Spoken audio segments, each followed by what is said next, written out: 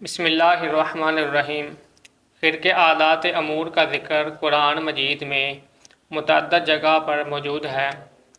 چنانچہ حضرت مریم رضی اللہ تعالیٰ عنہ کی کرامت کا ذکر سورہ مریم میں موجود ہے۔ اصحاب کہف کی کرامت کا ذکر سورہ کہف میں موجود ہے، اور حضرت خضر کی کرامت کا ذکر قرآن مجید میں موجود ہے، اور حضرت سلیمان علیہ السلام کے امتی حضرت آصف بن برقیہ رحمۃ اللہ تعالیٰ علیہ ان کی کرامت کا ذکر موجود ہے۔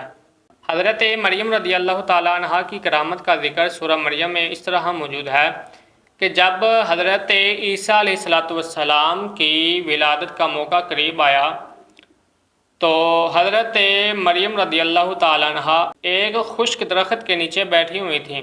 اللہ تعالیٰ نے قرآن مجید میں سورہ مریم میں آیت نمبر 25 میں ارشاد فرمایا، اور کھجور کے درخت کے تنے کو پکڑ کر اپنی طرف ہلاؤ تو یہ تم پر تازہ اور پکے ہوئے کھجور گرائے گا۔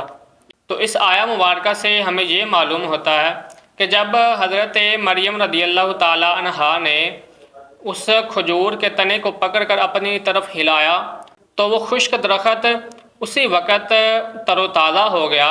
تر و تازہ ہونے کے ساتھ ساتھ اس خشک درخت پر کھجور کے پھل بھی لگ گئے۔ تو حضرت مریم رضی اللہ تعالیٰ عنہ کی یہ کرامت ہے کہ حضرت مریم رضی اللہ تعالیٰ عنہ نے اس خشک تنے کو پکڑا اور پکڑ کر اس کو ہلایا، ہلانے کے ساتھ ہی وہ خشک درخت تر و تازہ ہو گیا۔ ظاہری بات ہے کہ جب کوئی خشک درخت ہوتا ہے تو اس کو اپنی اصلی حالت میں لانے کے لیے کچھ وقت درکار ہوتا ہے، کچھ ٹائم لگتا ہے۔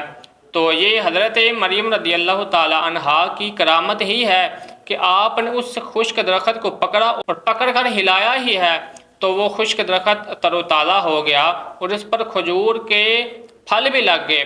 حضرت مریم رضی اللہ تعالیٰ عنہ پر اللہ تعالیٰ کی بے شمار عنایات اور کرم نوازیاں ہیں۔ تو اللہ تعالیٰ نے حضرت مریم رضی اللہ تعالیٰ عنہ کو اپنی قدرت کاملہ کے بہت سارے نظارے دکھا کر تسلی دی کہ دیکھو، جو خشک نہر سے پانی جاری کر سکتا ہے، جو خشک درخت سے پکی ہوئی کھجوریں ظاہر کر سکتا ہے، وہ تمہیں بے یار و مددگار کبھی نہیں چھوڑ سکتا۔